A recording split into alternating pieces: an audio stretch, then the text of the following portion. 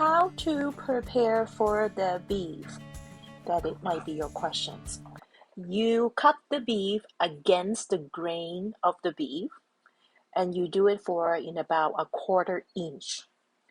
And if you're wondering what type of beef to choose from the supermarket, you buy the whole piece of beef, not the shaved kinds, and we will tell you how to make it tender later on.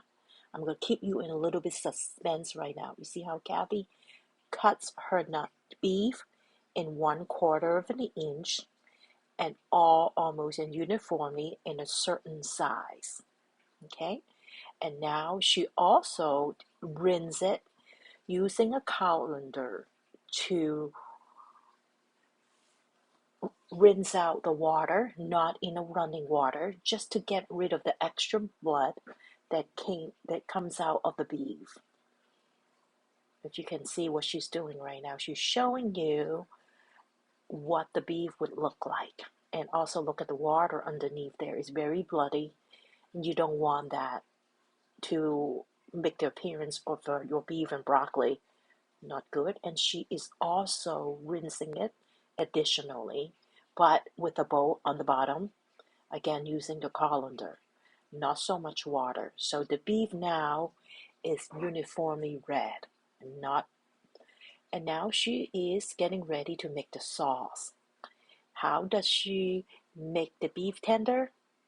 Well, she uses a mallet and a little bit of a baking soda, and that's how she does it.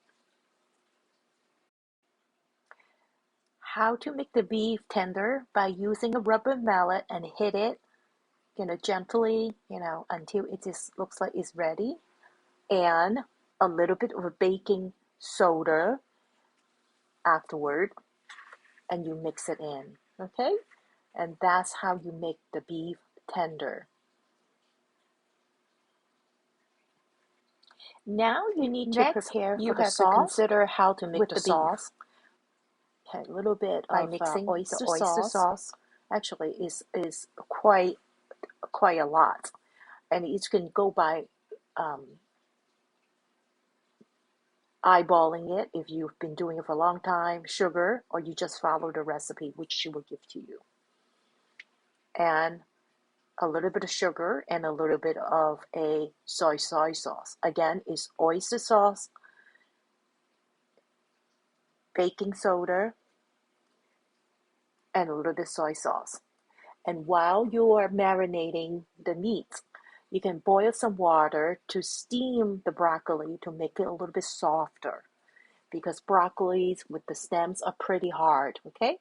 So you're doing two things simultaneously in this part of the cooking. So it really depends on how soft you want the broccoli to be, so you can fix it to your liking while you're marinating the meat.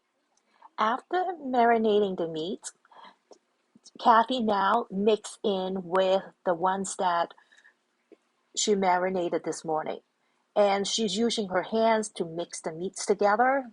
That is if you don't mind using your hands. If you do mind it, you can use chopsticks, you can use forks to mix it together if you don't like the slimy feel of the meats. But I think using hands is the most efficient. Again, her hands are clean and there's no problem with it, right? To prepare the other spices, she is slicing the ginger very thinly and very small, along with the scallions, and also the carrots. It's also sliced, and the green peas. You will not see it here, but you will see it later on.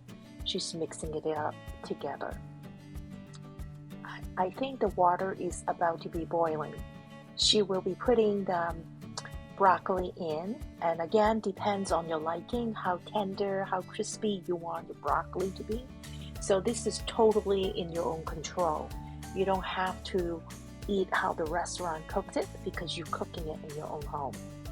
So she put everything in there, and lots of people in this group like crispy, chewy type of broccoli, and she would just put it in with the right timing, mixing it.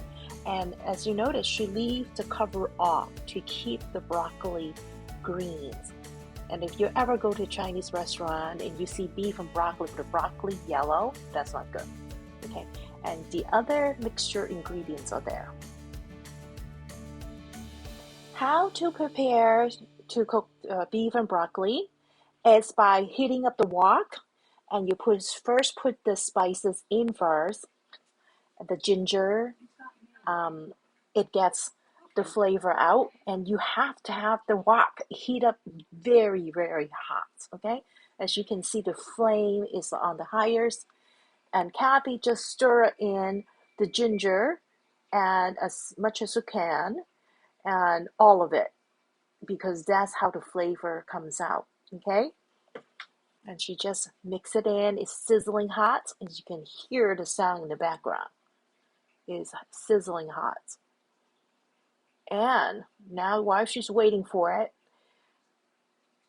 to heat up even more, before she puts the beef in, she really wants to make sure her wok and the oil is hot enough. When she puts the beef in, it's really sizzle. Okay, so that's how you would know. And she's taking out the ginger because she doesn't want it to be in the wok with the uncooked beef. And she said the oil's still there and she doesn't need to add any more. And because she has a lot of beef in there, she only needs to put half of it. Why she's putting only half of it? Is she going to cook all of it? Yes, she will. Now this part takes the most skills. You have to let the wok heat up very, very hot while stirring the beef in, and you have to keep turning and tossing and stirring the beef very quickly in such a way that it won't overcook the beef and cook it just right. As you know, beef cooks really quickly upon contact.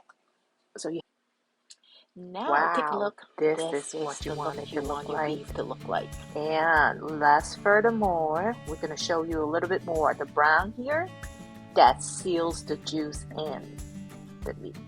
That's exactly how you want it to be. After you put all the ingredients in and stir them together, this is the final product.